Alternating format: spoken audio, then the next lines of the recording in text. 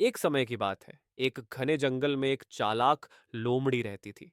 वह हमेशा अपनी चतुराई से दूसरों को धोखा देकर अपना काम निकलवाती थी। उसी जंगल में एक भोला सारस भी रहता था। लोमड़ी और सारस अच्छे दोस्त बन गए। एक दिन लोमड़ी ने सोचा कि क्यों न वह सारस को अपनी चालाकी से बेवकूफ बनाए और उसका मजाक उड़ाए। एक दिन लोमड़ी ने सारस को अपने घर खाने पर बुलाया। सारस खुशी खुशी लोमड़ी के निमंत्रण पर उसके घर गया।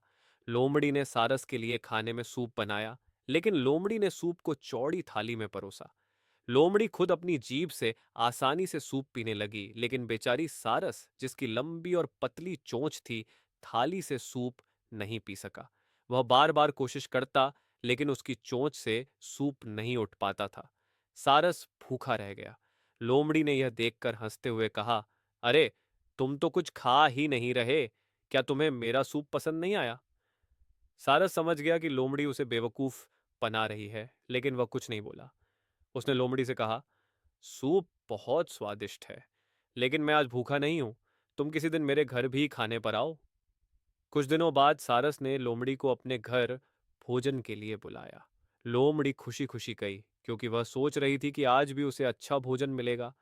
सारस ने भी सूप बनाया, लेकिन इस बार उसने सूप को लंबी गर्दन वाली सुराही में परोसा। सारस ने अपनी लंबी चोंच से आराम से सूप पी लिया, लेकिन लोमड़ी, जिसकी छोटी सी जीभ थी, सुराही के अंदर से सूप नहीं निकाल पाई। वह बार बार सुराही में अपना मुंह डालने की कोशिश करती, लेकिन सूप पीने में असमर्थ रही। वह भूखी ही रह गई। अब सारस ने हंसते हुए कहा, क्या हुआ मित्र, क्या तुम्हें मेरा सूप पसंद नहीं आया? लोमड़ी समझ गई कि सारस ने उसे उसी तरह से जवाब दिया जैसे उसने पहले सारस के साथ किया था। उसे अपनी गलती का एहसास हुआ और उसने सारस से माफी मांगी। सारस ने उसे माफ कर दिया, लेकिन वह समझ गया कि अब लोमड़ी पर कभी भरोसा नहीं करना चाहिए।